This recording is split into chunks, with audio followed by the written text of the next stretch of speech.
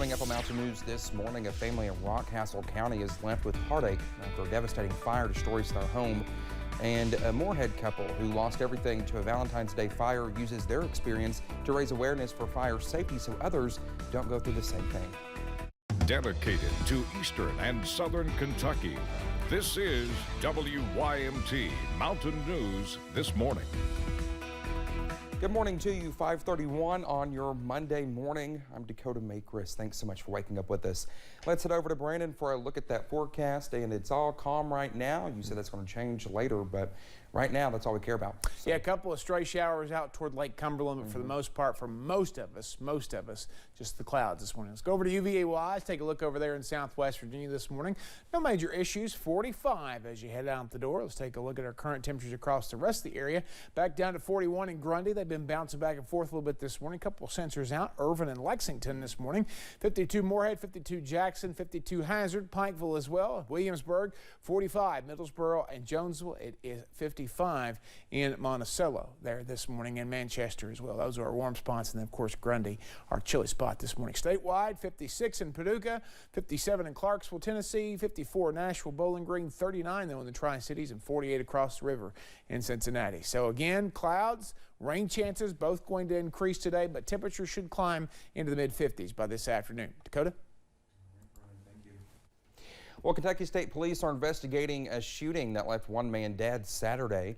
Police say they responded to a home on Gambill Drive in Hazard shortly after midnight. Well, when they got there, they say they found 29-year-old Ryan Whitaker in the driveway with multiple gunshot wounds.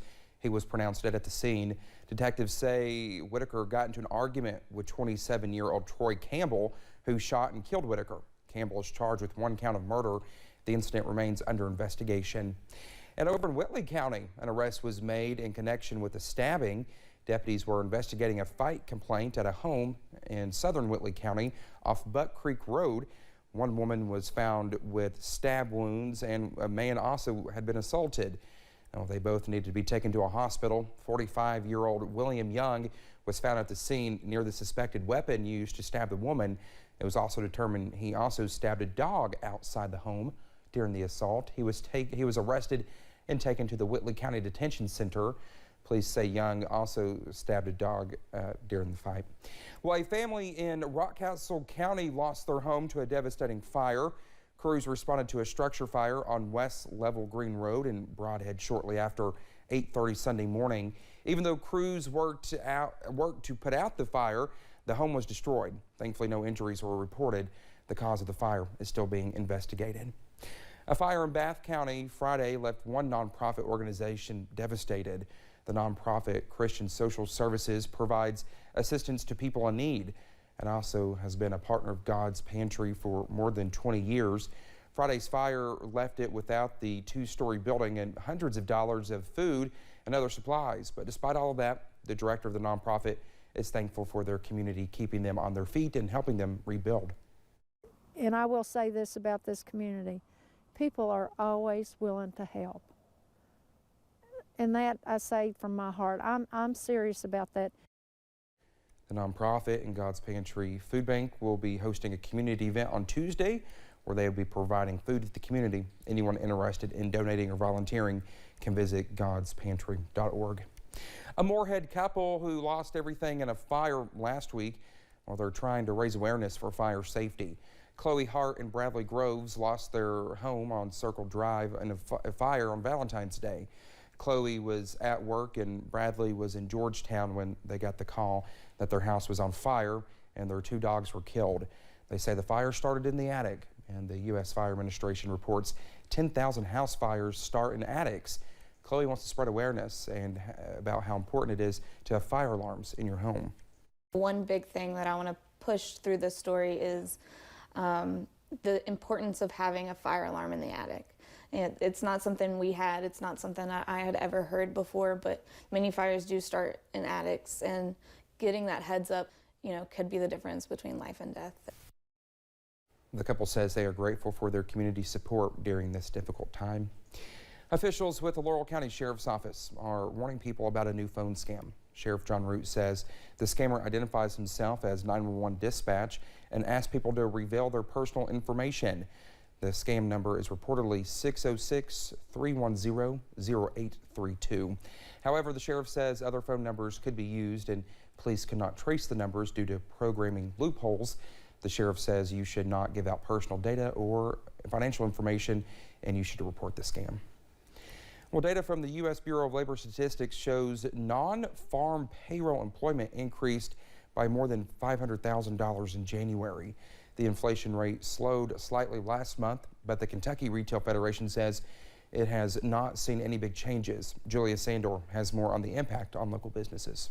The Kentucky Retail Federation says they're seeing inflation slowly come down. Steve McLean says they saw holiday sales go up last year, but not as much as some people predicted. As this year kicks off, they expect to see consumers shopping carefully. The cost of getting goods in is still stubbornly high right now. Demand is still, the consumers have been surprisingly resilient even as costs have gone up last year. Even though we saw them being more cautious, they were still spending. Calypso Boutique in Lexington understands the expenses of being a small local business. I will say, our prices from our wholesale vendors have gone up, but with that being said, we're really trying to stay consistent with our pricing for our customers because when they come in, they know what to expect in Calypso. Regardless of high vendor prices, Shelby Hatchett says they still have a lot of business in store and online. We're at a good happy medium right now, and we're really excited for that. McLean says although unemployment numbers have improved and inflation rates have slightly lowered, prices in grocery stores or gas stations still may be high.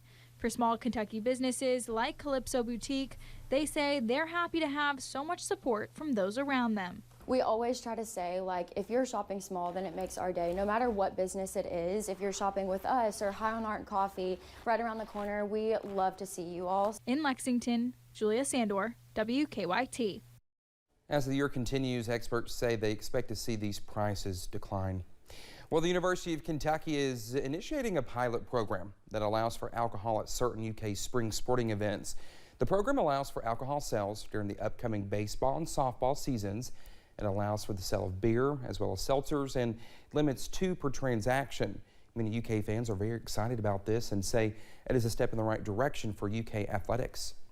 Any sport you go to, everyone likes drinking alcohol and enjoying the game.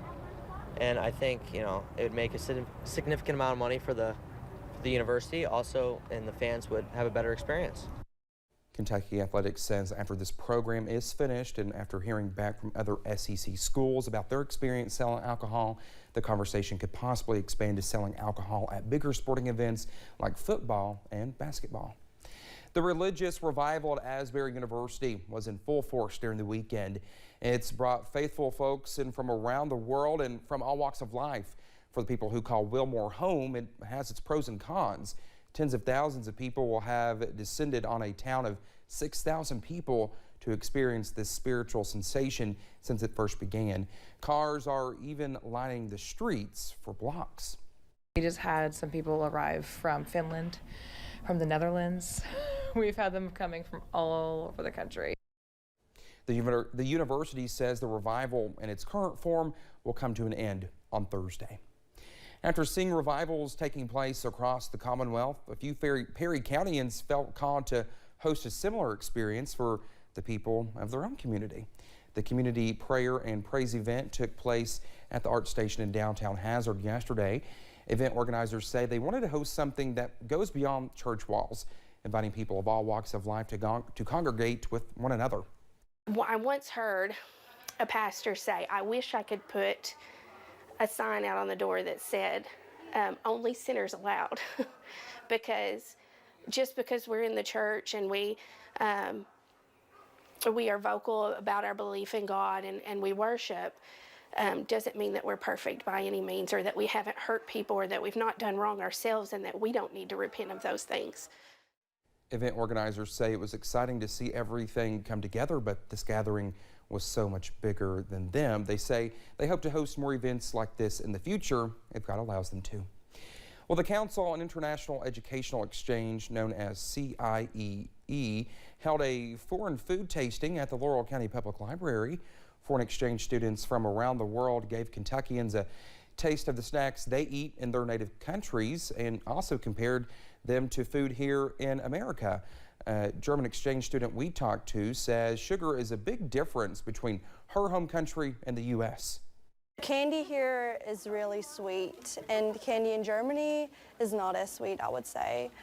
Also, I think you guys have a lot of fast food here that we don't have in Germany, and I would say that's like the biggest difference. She and her fellow exchange students at the event all go to schools in the Cumberland Valley area. Well, just ahead this morning, an actor is announced for Disney's plan to bring a lovable story about a girl who makes a best friend from another world into the universe of live action. And rain chance to be back and forth this week, but temperatures will start an upward trend for the next few days. I'll have the latest in about 3 minutes.